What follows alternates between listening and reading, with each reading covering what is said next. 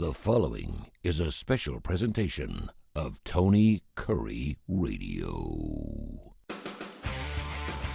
From hot dogs to cool kitties, this is Darkside of the Pooch. Welcome back to a late July and Darkside of the Pooch, along with myself, Tony Curry. It's Dr. Rab Stewart, 2080301. It's Darkside of Pooch because it is a show about veterinarian care, of course, care of our pooches and our kitty cats, brought to you by Sasquatch Toys and Comics right there in Hoover. Seth has got over 300,000 comics, all kinds of toys, Legos, you name it, they got it. Star Wars, stuff in the 60s and 70s, playing cards, you name it. Just go in there and check the place out. It's amazing. It'll take you back 20 or 30 years. You can find every toy you're looking for at Sasquatch Toys and Comics. Really, really cool place. You've been in there yet? Oh, yeah.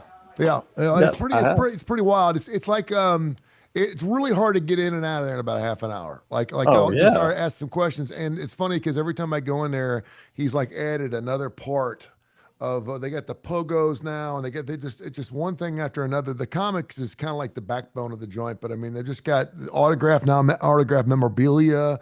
It's kind of crazy. It's super fun. So I think everyone's going to have a good time. How are you, my friend? I'm great. It is it's the end of summer, and I cannot believe we're saying it's end of summer. I just cannot believe that the end of this week is August. It's just Christmas time is right around the corner. I mean, seriously. I mean, it's insane. It goes by in a flash. I've been this week. I'm going to introduce a new term to some of our listeners. Okay. I've been set list watching all week because the best band in the land, Fish, is playing a 5-night run in Madison Square Garden. Nice. They love MSG. Mm-hmm. This is their 90. By the time they're done with this run, it will be their 96th show at MSG. Wow. So they're playing their 92nd, 3rd, 4th, 5th, and 6th. They're going to have their 100th sometime next year. Wow. It'll be New Year's. New Year's, will be a 4-night run. But my point is, you've heard me tell this before. In 2017, they played 13 shows at the Garden.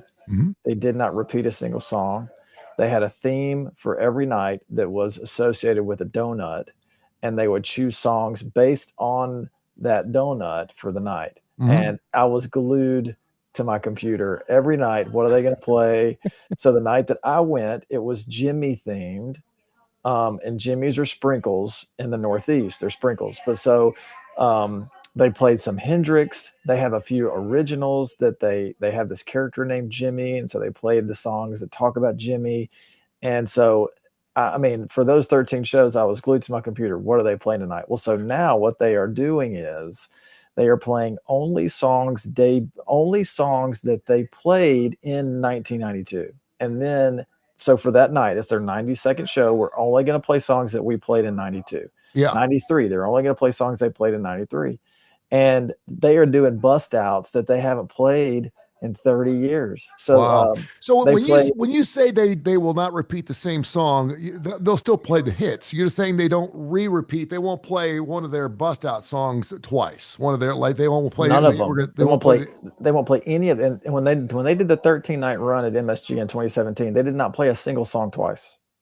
Really? So even their stuff that people love, they won't play twice. It was like 156 songs. Yeah, I was going to say it. So it has to be because you average 12 songs an hour, depending on how long some of their jams are. That's crazy. And I don't think people realize how difficult that is because they must rehearse these songs. Mm-hmm. There's a video of Metallica. After Fish did this run, there's a video of Metallica practicing, and somehow it got leaked. And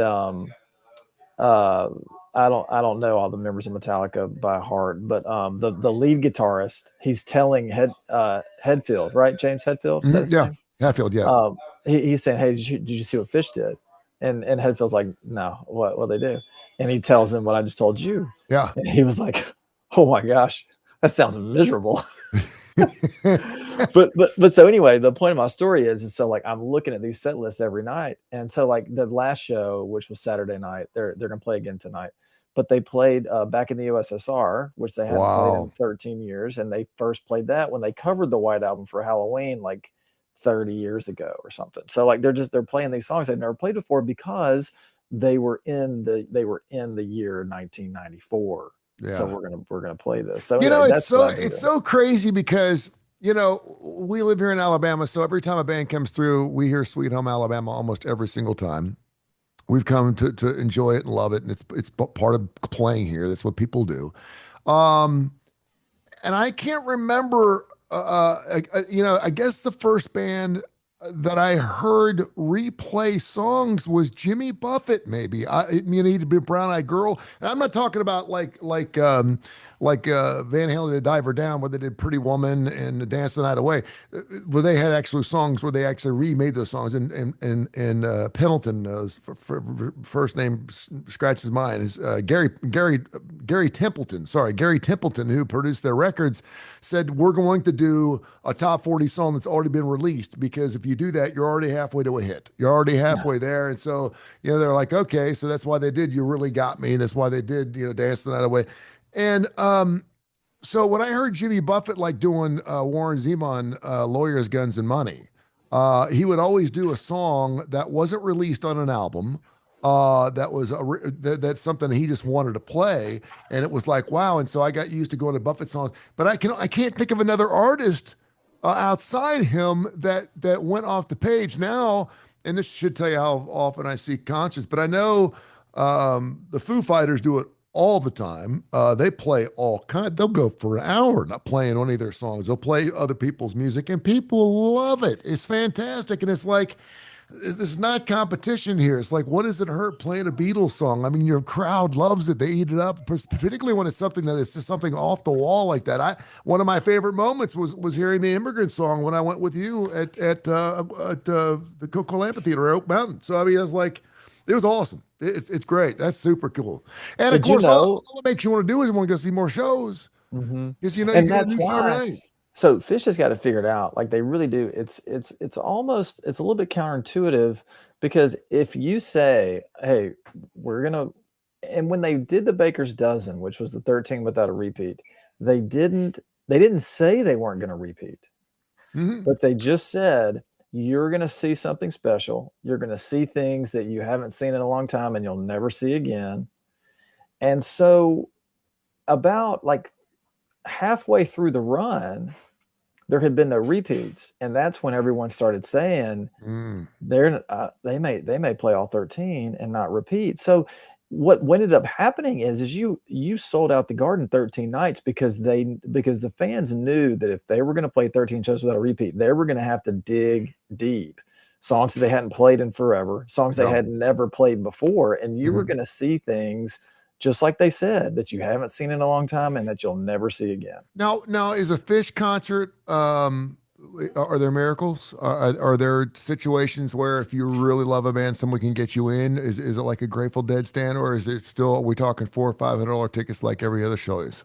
If you want to stand around outside, there's a chance. Sure. Yeah. It just seems like for shows like that, in case anyone has ever known the Grateful Dead, you say you're looking for a miracle, and a miracle is a free ticket. And if you really were a Grateful Dead fan, and obviously you look like a Grateful Dead fan, you probably do, or you probably did. um, you were going to get into a show. Someone was going to have an extra ticket. There'd be people that showed up with extra tickets, just take care of people that traveled, from city to city, broke, no money, just to go in and enjoy a show. And you want true fans to go to real concerts. Can you imagine going to a concert where you know that every fan of the 20,000 inside a particular venue is a die-hard fan? That means no one's. My son and I are going to be hitting this AC/DC concert. I think it's on the 27th of August, and the pit tickets are $230, and the pit's right there in front. And I was like, I think we should go for it. And he's like, oh, don't you want to have some seats? And I said, honey, it's AC/DC. You're not going to be sitting down.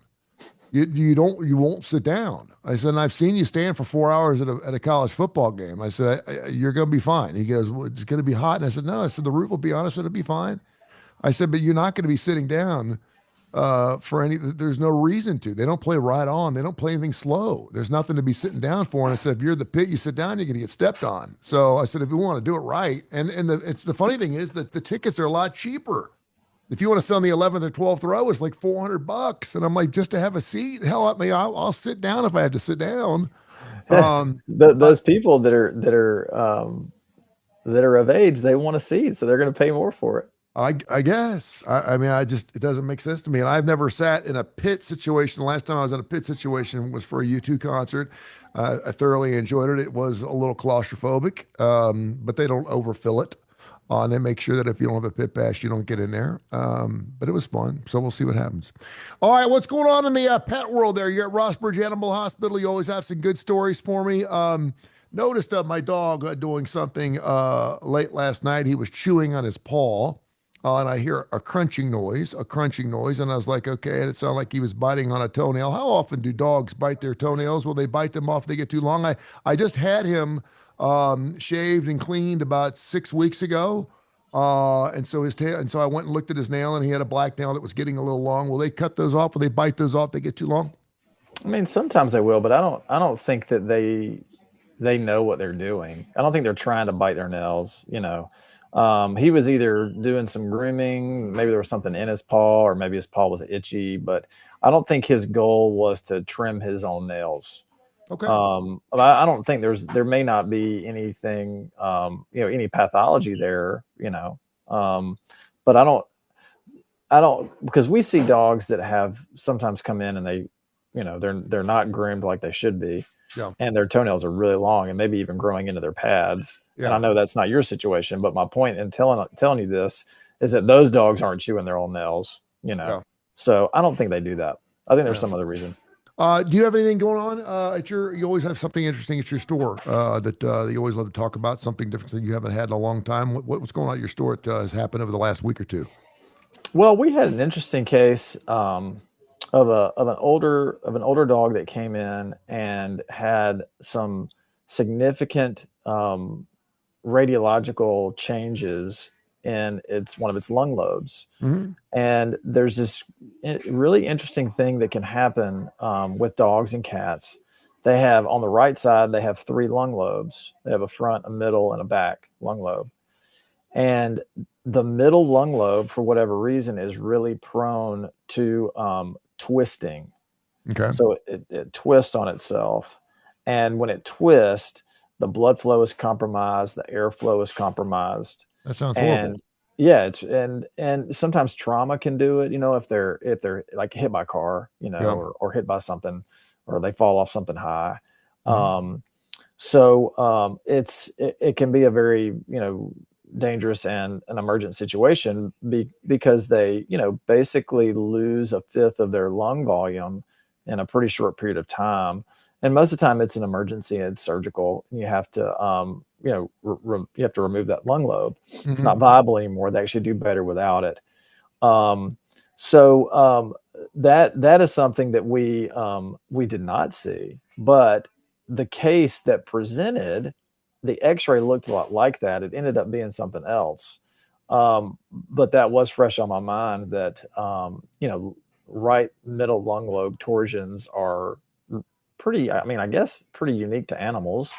And if it happens, it's pretty obvious. They have trouble breathing. They're very weak. They do a lot of panting. They do a lot of coughing. And it's something that's, an emergency situation.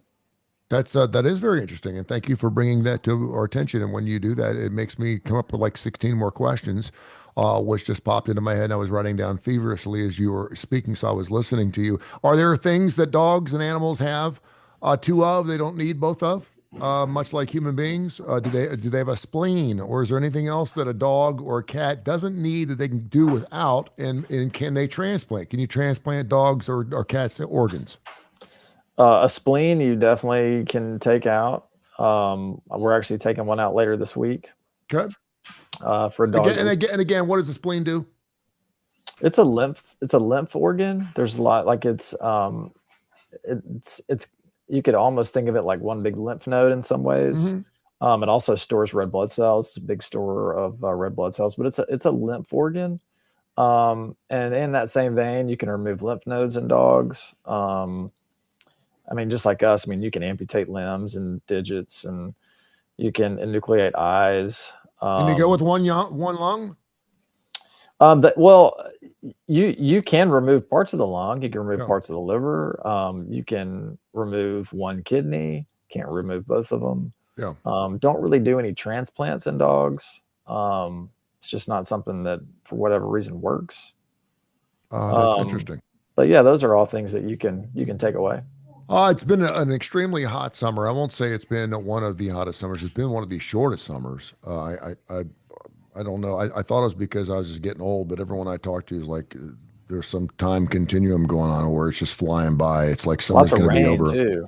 Lots Yeah, of a lot of rain. rain. And we had this about 3 or 4 years ago, and it was actually pretty good because it rained so often. It just never felt like it got very hot. We've certainly had a run here, but if you have been outside at all, you have seen squirrels splooting. You know what splooting is? We've actually talked about this on this show before. Do you know what it is when a squirrel sploots? Uh, that's when they secrete their stuff when it's time to secrete it. No, and that's Is something. that not a dad? Is that not a dad answer? Like it's like kind of answering the Yeah. question, but like not at all. No, no, and I hadn't splooted in so long I couldn't even tell you. They also call it heat dumping or pancaking. Does that help you at all? Yeah, like you lay down on the ground to cool off. That's right. A heat dump, whenever, and dogs are always funny when they do it, but when a dog lays on its belly with its hind legs out back, okay, and their front paws out, they look like they're super dog. That's called splooting. There's actually a word for it. And I had three, count them, three squirrels splooting on my back deck. It was like weird. I thought I was like I was running some type of Club Med or something. It was bizarre because I had three squirrels out there with their back legs all spread out, and they were just like little guys that were just panting out their, brains as much as a squirrel can pant. It looked like they were panting. I don't think they pant. But it's Splooting. called splooting. Yeah. So I wanted you to tell me what are some ways that we know if our dogs and or kitty cats are getting too hot, if they're getting exhausted. And that makes sense because I mean it would feel good to be able to put that skin area where there's no fur. I'm assuming on a squirrel. To get that down on a nice cool ground, it would feel good to sploot. Now, I don't know why they'd be doing it on my deck because it gets full sun. It doesn't make a lot of sense. But can you tell me how I know when my dog is overheating or it's getting a little warm? Well, I mean, this is gonna seem like an oversimplification, obvious, and also maybe somewhat misleading. But they pant, but that's not the only reason dogs pant. Dogs pant if they're anxious or if they're excited. So dogs don't always pant when they're hot, but it's pretty obvious when they're panting when they're hot because it's hot and they're Yeah, panting. yeah. So, it's because they're hot. If they get really hot, they can get wobbly and fall down. And that's when you're kind of, in the hyperthermia zone, which can be very dangerous. They'll Mhm. also vomit, so they'll collapse. But when they're, collapsing and vomiting, then you worry that you're going to have some, veterinary intervention. Yeah. Yeah. Anytime you throw up, man, you got some issues. Yeah. I always tell my kids it's a good when you're throwing up in that you're normally your body's trying to get rid of something. If you're getting a fever, your body's fighting something. So it's not necessarily a good sign, but at least your body's working for you. But certainly when you just get sick, just to get sick, then you probably got some bigger issues. And the thing with me, like, I don't, man, it's been a long time since I've thrown up. Praise the Lord. Mhm. And I couldn't tell you the last time that I did. But the thing with vomiting is that, all right, if I throw up once, you kind of think, all right, am I good? Like, is this about to turn into something? Or am I going to get away with just like a one off? Like, maybe it was something I ate, or, maybe it's just like a really short lived virus or something. But there's always that fear that after you throw up one time, an hour or 2 hours, whatever it is, you're going to be right back there on your knees. Do you remember being a child feeling bad after you threw up? Like not physically bad, but you ashamed of yourself? Um, There was something in no, Jurassic Park about that. Remember when I think it was Jimmy that got sick and he's like, "Hey, Jimmy, are you going to throw up?" He said, "Yeah." And he goes, "It's okay to throw up." I remember, not specifically, but I remember thinking to myself, if I get sick, I guess because I was going to make a mess, and my mom was going to have to clean it up, and I was going to feel bad because there's nowhere really to point it. When you're young, you don't know when you're going to throw up for the first time. It just happens.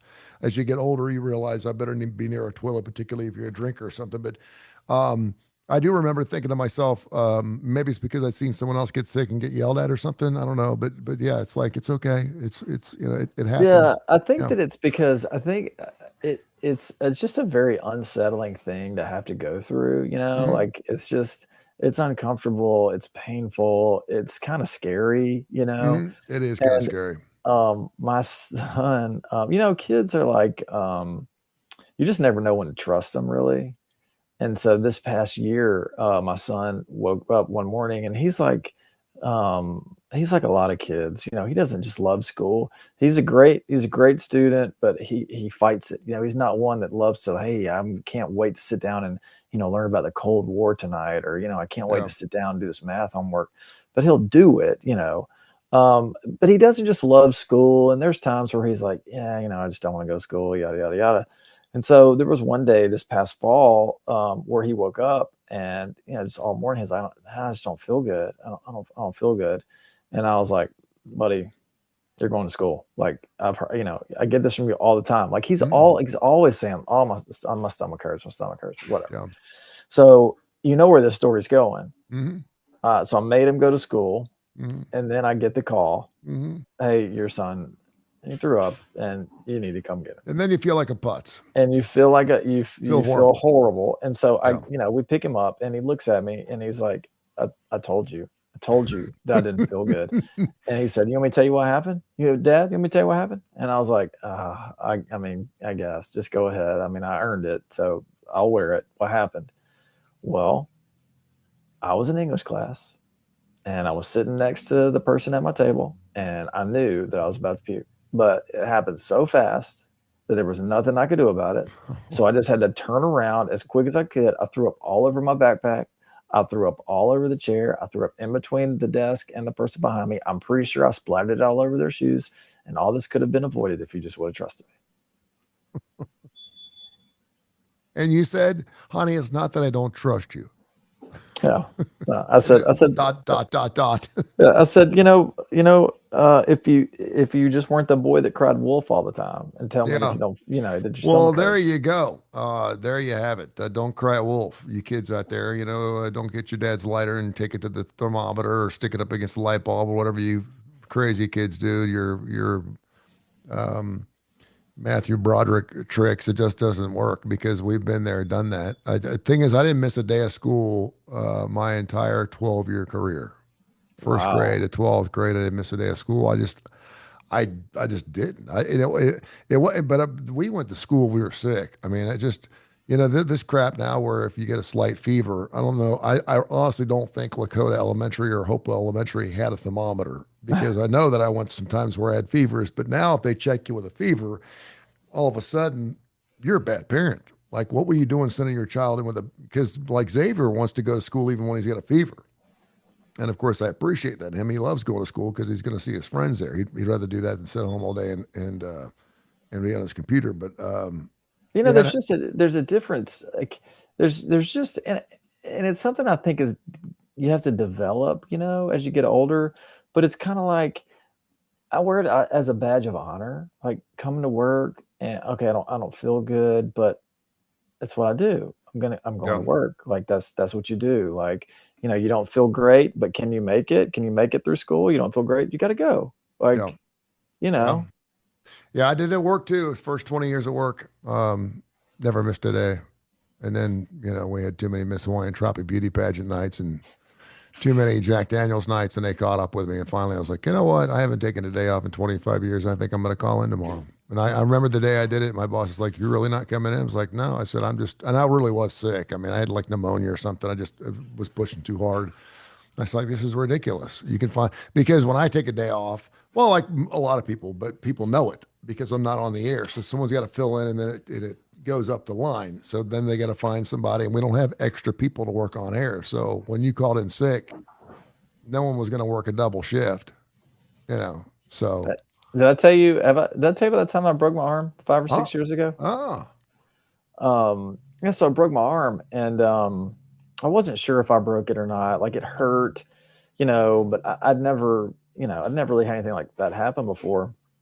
And so I slept on it. I said, all right, I'm just like, ooh, this feels bad, but I'm gonna go to bed. And When you say you slept on it, you literally slept on it, or you slept. You think you're going to think about it for the night until tomorrow morning. You slept on it. yeah, I was gonna think about it. I was gonna see how it Yeah, feels in the morning, yeah. see how it feels. And I woke up. I didn't sleep well, first of all. I mean, you sleep for an hour, wake up, sleep for an hour, wake Mhm. up. And so I got up and I had to get in the shower, and I couldn't really straighten it, and it was really painful. And it was 6 o'clock in the morning, and I was in the shower, and I was just like, I'm um, I'm just gonna straighten my arm. I'm gonna give it all I got. I'm gonna straighten my arm. And so I mean, I gave it all I could give it, and I could feel the that it was broken. I could feel the bone on bone, and that's when I got upset, because I was like, I've broken my arm, and I can't let my people down. I have appointments. I have employees, and I got to figure this out. So I went to the ER just to confirm that it was broken, which it Hmm. was, and then I went to work, Wow. and I worked for a week in a sling until I could have surgery done. I had surgery done, and as luck would have it, I was scheduled to actually go on vacation. So I had the surgery the day before I went on vacation, then I went on vacation. So I technically did not miss an unscheduled day of work for like my broken arm. Yeah. And so I tell people that all the time, like when people are like, "Oh, I don't feel good. I can't come to work or whatever," and I'm like, "I broke my arm and didn't miss a day of work." Wow. I did a gig on a Thursday, uh, broke my neck and part of my back on Thursday night, was back at work on Tuesday. Oh, I was as close I could get. And I was like, I'm not going to sit here at home. I just wheel me in. And I drove myself in, which was really kind of stupid because I couldn't look over I wasn't supposed to drive for like 3 months. And I was like, I'm going to drive. So I was up on a ladder that week putting up Christmas lights. I just, and it wasn't like, listen, you Griswold it. well, yeah, you do, but I mean, for sake of not, because when you stay busy and stuff, to not stay busy, man, sometimes can put you in a really lonely place. I've been there, and I don't like that. You know what I mean? Like I gotta Yeah, stay busy. I can't. I know some people are like, you're crazy. Sit around all week, and because in the hospitals, man, you're in for 3 or 4 days, they're kicking you out, so you're going home. And I had 2 kids, so what was I gonna do? You know? yeah. So, but it worked out pretty well. I heard somebody say the other day. This was and I'm sure that this isn't an exact quote, but it had to do with Clint Eastwood, and someone was asking him, how do you keep doing this? Like, how are you still acting? How are you still directing? Like, how do you stay so young? Hmm. And I've thought about, I heard this a couple weeks ago, and I can't tell you how many times I have thought this about this quote in a couple of weeks. It's, you don't let the old man in. Yeah. You just don't let him in. You keep doing the things that you do when you were young. Just don't let the old man in. Wow, that's good. I'm gonna write that down. Don't let the old man in. I wonder how that works. Does that really work? I mean, there's always Uh, the problem is your old man is your body for me, and when my body speaks, there's nothing. I'm to the point now where and I can't believe I'm saying this, but if I sit for more like an hour, I mean, I'm getting up and I look like I'm 80 years old. I mean, it's like, and it's embarrassing. I had a but it's meeting this also a morning. mental thing. It's also a mental thing. Like, I'm gonna Yeah, engage with that's the I'm going to part I engage think with that, other yeah, people. yeah. I'm going to continue to look for new ideas and be open to new things, and Hmm. not just be like that person that's like, ugh, Yeah. that we don't do it that we've never done it that way, and like, just kind of, I think it's an all encompassing kind of thought process. No, I you think you're know right. I think you're right. Great stuff as always, my man. 2080301, rossbridgevet.com.org.net. You can also check yourself out on Facebook. As you're getting ready to go back to school, make sure your puppies and your kitty cats are taken care of. Want to make sure they have a healthy school year as well. I appreciate everything you do for us. Thanks for the stories, and I will catch up with you. I'm going to be off next week, so I will catch up with you the week after. All right, man. The first week of school, so we'll get after it then, my friend. I hope you have a great time. Thank you, brother.